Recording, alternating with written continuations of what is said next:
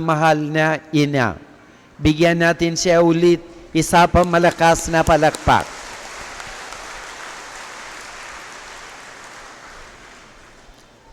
Mga kapatid, katulad na narinig natin dito sa Ebanghelyo, ayon kay si San Marcos, Kapitulo 7. Nandiyan sa itong lalaki na bingi at pipi, pagkatapos ang ilagay ang Panginoon sa kaniyang, ipatong kaniyang kamay sa kaniyang itong lalaki. Sinabi ng Panginoon sa sariling wika na Aramaic, sinabi niya, Ephata. Ibig sabihin, mabuksan. Nandito rin tayo mga kapatid sa banal na pagdiriwang na ito upang sabihin ng Panginoong Hesus sa atin lahat, Ephata. Sabihin niya sa atin, mabuksan. Ano bang mabuksan mga kapatid? Mabuksan ang ating puso. Amen? Amen? Bakit ba? Dahil mga kapatid, sana balang araw, kapag tumayo tayo sa harapan niya, sana sabihin niya sa atin lahat. Katulad na sinabi ng mga tao, tungkol kay si Jesus, noon 2,000 years ago, nandyan sa lugar ng Decapolis, talagang nagulat sila, nanggilalas, at sinabi nila, anong buti ng lahat ng kaniyang ginawa. Sinabi nila mga kapatid, He has done all things well. Sana kapag nandiyan tayo, tumayo sa harapan niya, sana sabihin din niya sa atin, no? You have done all things well. Sana sabihin din niya sa akin, you have done all things well. Sana sabihin niya sa inyo, you have done all things well. Sana sabihin din niya sa atin lahat, you have done all things well. Amen? Amen? Upang sabihin niya sa atin, we have done all things well. Una mga kapatid, dapat we must have the courage to do right. Lakas na loob na gumawa ng tama in all situations of our life. Minsan tayo mga kapatid, minsan hesitant tayo. Minsan sa isipin natin, ano ba ang tingin niya sa akin? Ano ba ang isip niya sa akin? Halimbawa, kapag kasama kayo sa mga hindi Katoliko, mga born again, or mga Protestante, minsan mahihayin tayo na makrusan. Bakit ba? Ang isipin natin, may kasama ako mga born again, hindi Katoliko, siguro di nila gusto. So what? Minsan takot tayo. Minsan maghihayin tayo. Ano sinabi ni Propeta Isaiah mga kapatid? Huwag kayo matakot. Huwag kayong matakot na gumawa ng tama. Halimbawa mga kapatid, kapag nandiyan ang Panginoon sa Decapolis, itong lugar na ito, hindi Galilea, hindi sakop ng Judea, hindi rin sakop ng Samaria. Itong Decapolis, puro mga Hendil. Kapag dinala nila itong tao, tao na bingi at si Pipi, kung si Jesus katulad sa atin mahihayin or takot nga, sayang, walang nangyari sa lalaking ito. Ngayon, sabihin ng Panginoon, huwag kayo matakot na gumawa ng tama. Bahala naman sila mag-iisip-isip ngayon. Ako, tingin niyo ano ang isip ko? So mga kapatid, upang marinig natin sa Panginoon, sabihin niya sa atin, you have done all things well. Dapat we must have that courage to do right.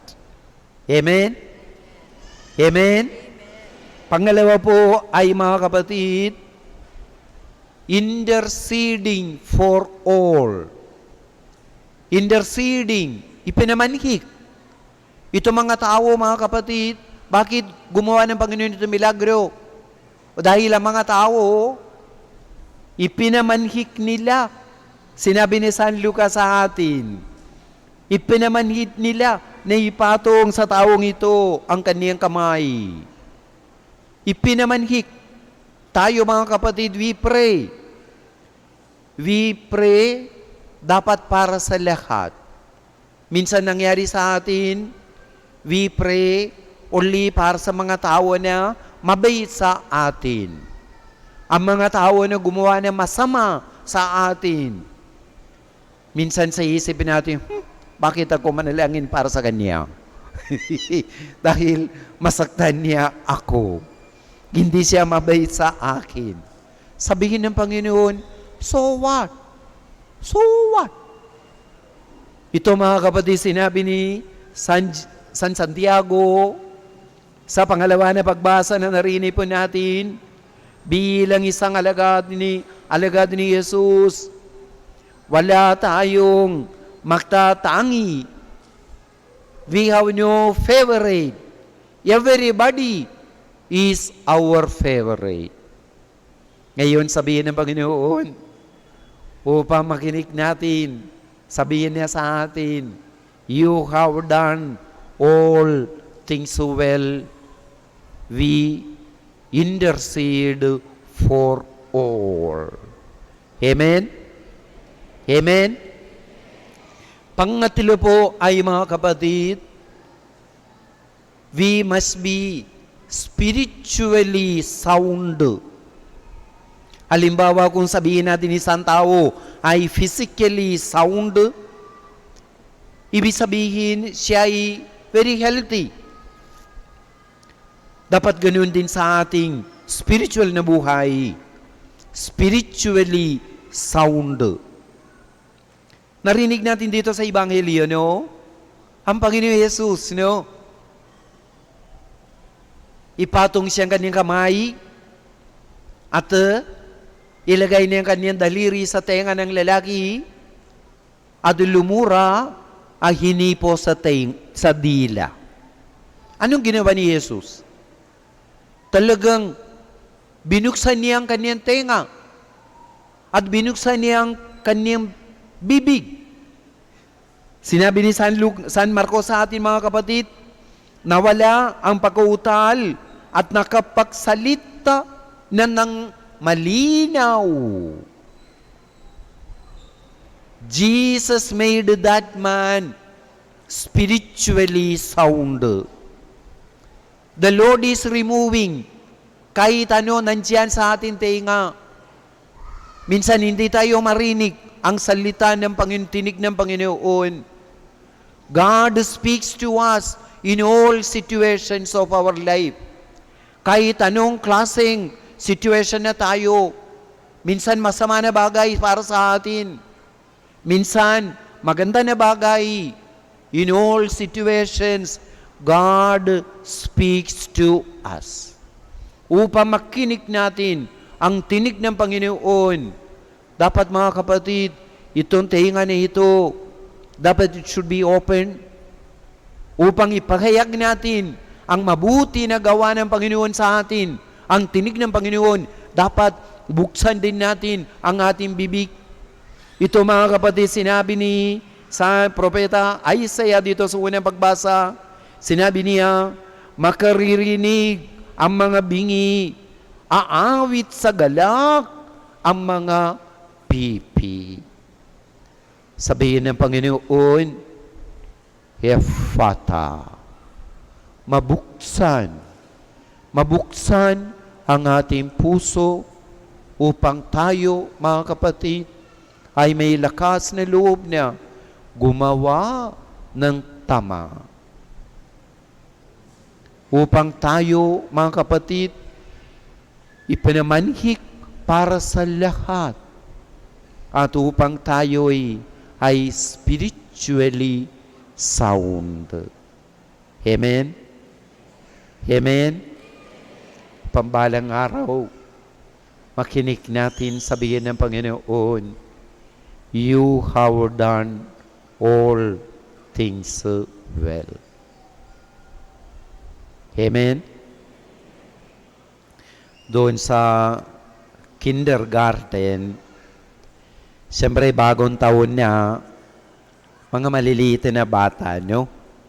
Sinabi ni ma'am, unang araw ng klase, introduce natin sa ating sarili upang makilala na lahat.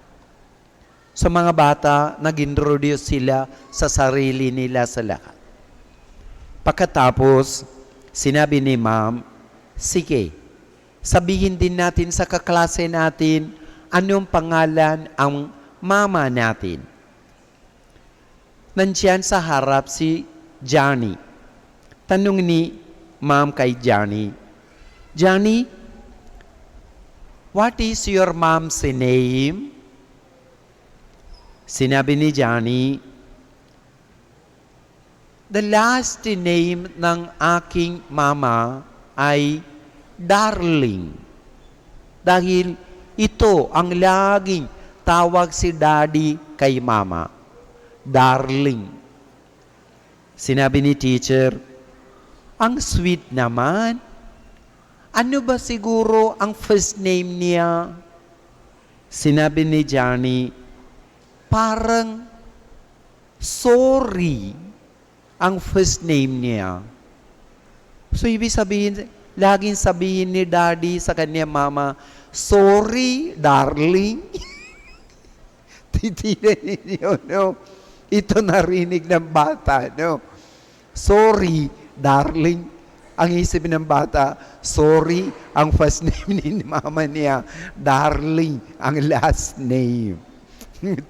At least, you know, itong daddy niya, he is doing everything well, no? At least, sorry nga, darling pa. No? Sana ganun din tayo, no? Let us also do all things well. Amen? Tumayo po tayo.